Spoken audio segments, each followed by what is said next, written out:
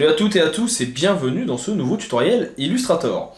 Aujourd'hui, petite technique, petite astuce qui m'a été demandée par un étudiant lors d'un cours de Illustrator. La technique qui m'a été demandée, c'est comment en utilisant une ligne, on va pouvoir venir la dupliquer de nombreuses fois en arc de cercle pour pouvoir ensuite la faire apparaître dans une lettre. En l'occurrence ici c'était un D, mais on verra pour le faire apparaître dans d'autres. Au cours de ce tutoriel, vous découvrirez donc les options de ligne et de contour, les outils de transformation et bien d'autres choses encore.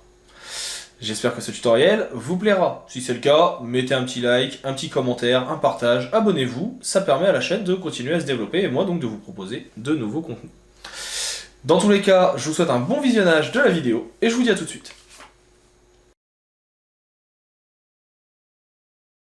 Attaquons donc notre petite astuce. Alors vous allez voir que ce n'est pas très compliqué, mais ça peut donner un effet très sympathique et cela très rapidement. Je vais commencer ici par venir prendre une ligne. Et on va venir faire une ligne droite, comme ceci. Une fois que cette ligne est faite, ce qui va m'intéresser, ça va être de pouvoir venir en faire un arc de cercle, ici, avec une accumulation de lignes, pour pouvoir ensuite, avec un masque d'écrêtage, l'intégrer dans une composition. Plusieurs solutions existent. La plus connue serait de prendre ici l'outil de rotation, de double-cliquer à la base, et ensuite de venir justement mettre en place une rotation à partir de celle-ci. Alors pour ce faire, j'appuie sur Alt, je double-clique, je peux modifier tout simplement l'angle à cet endroit en venant par exemple mettre 4%, copier et faire des CTRL D répétitifs qui vont répéter le tout. Mais c'est assez long et surtout ça va automatiquement créer plusieurs lignes avec un grand nombre d'éléments dans mes calques.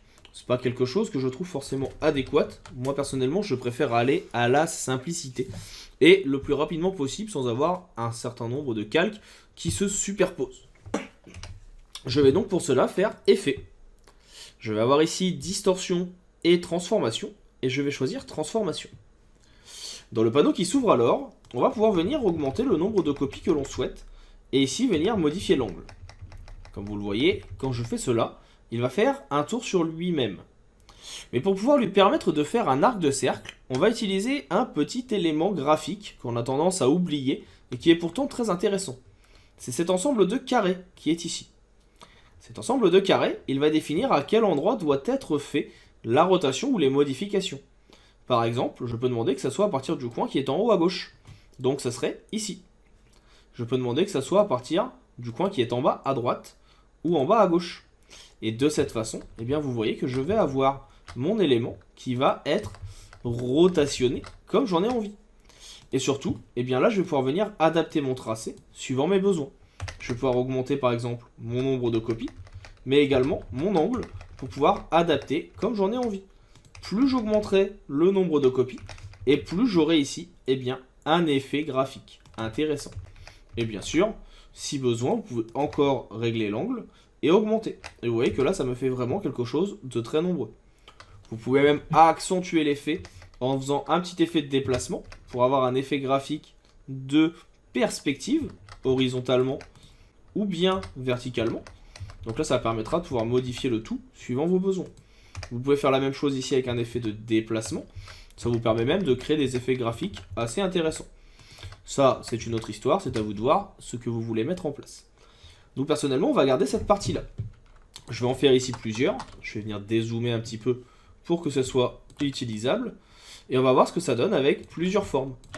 Par exemple, je vais pouvoir ici venir réaliser un cercle. Et ce cercle, je vais demander à ce qu'il soit comme ceci. Je l'ai bien mis au-dessus de mon groupe, ici présent. Je sélectionne les deux. Je vais faire clic droit et créer un masque d'écrêtage. Et automatiquement, vous voyez que ma forme, ici, va être intégré automatiquement dans mon cercle. Je peux venir le faire également avec des éléments que j'aurais créés à la plume. Imaginons que je viens créer une forme spécifique. Je viens sélectionner le tout. Clic droit. Alors d'abord, je vais juste dupliquer celui-ci un peu ailleurs pour le réutiliser. Donc on sélectionne, clic droit et créer un masque d'écrêtage. Et ce masque, on peut le modifier. En sélectionnant les points, on peut venir définir si on veut plus ou moins d'un élément ou non. Autre façon de faire, et qui peut être utilisable, ça va être en utilisant plusieurs formes. Je pourrais très bien ici venir créer une première forme, puis en créer une deuxième juste ici. Ces deux formes, je vais les fusionner. Donc je les sélectionne toutes les deux. Je prends mon concepteur de forme et je viens sélectionner pour n'en faire qu'une seule. Je sélectionne maintenant le tout. Clic droit, créer un masque d'écrêtage. Alors là, il vous dit attention, impossible d'écrêter parce qu'il doit comporter plusieurs objets. C'est tout simplement parce qu'ici, on est maintenant sur un tracé transparent. Donc, même pire que ça, c'est juste moi qui est un petit peu bête. J'ai pas sélectionné en fait le trait qui est là.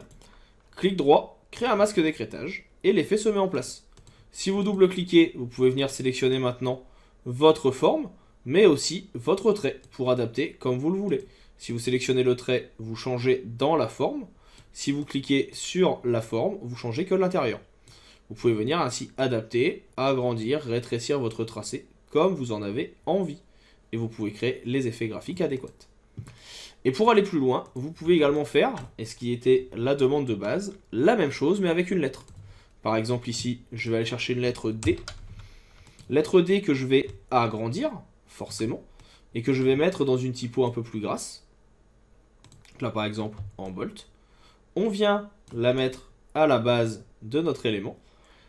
On vérifie bien que la lettre D est au-dessus du calque. On sélectionne les deux. Clic droit et créer un masque d'écrêtage.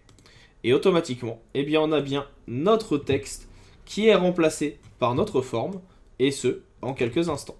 Et vous voyez que ça marche plutôt bien, et ça permet de faire des effets graphiques assez rapidement. Je peux même venir rajouter mon cercle de tout à l'heure. Si besoin, je peux maintenant tout réduire, pour avoir quelque chose qui conviendrait un peu mieux à mes besoins. Mais j'ai dans tous les cas mon petit logo qui est créé. Ça n'a pas pris des heures, ça a pris quelques minutes, et j'ai mes traits. Et cet effet peut être fait en changeant, si vous le souhaitez à tout moment, la couleur des traits. Par exemple, ici, je peux venir sélectionner en double-cliquant mon tracé. Et là, on peut mettre un bleu qui va automatiquement modifier la couleur. Donc là, vous voyez que je peux modifier le tout. Venir faire la même chose ici. On double-clique. On reprend, alors là, je double-clique bien, notre ligne. Si jamais vous n'arrivez pas à la sélectionner, on peut directement passer par les calques. Et ici aussi, on vient modifier, on peut avoir un effet de rouge, on peut avoir un effet un peu plus foncé, bref, la couleur que vous souhaitez. Et vous voyez que ça marche plutôt bien et que ça peut donner des effets graphiques plutôt intéressants. Donc voilà pour cette petite astuce, j'espère qu'elle vous sera utile et qu'elle vous plaira. Si jamais vous avez des questions ou si jamais vous voulez d'autres types d'exercices, n'hésitez pas à m'en faire part. Vous pouvez m'envoyer les questions par commentaire. Vous pouvez liker, partager, vous abonner. Ça permet à la chaîne de se développer. Et puis moi, je vous propose et je confirme que je vous ferai des vidéos en général assez rapidement, suivant vos besoins et vos demandes. Il ne me reste maintenant plus qu'à vous dire en tout cas à bientôt pour d'autres astuces, à vous souhaiter une bonne continuation et également un bon apprentissage avec les tutos de la chaîne.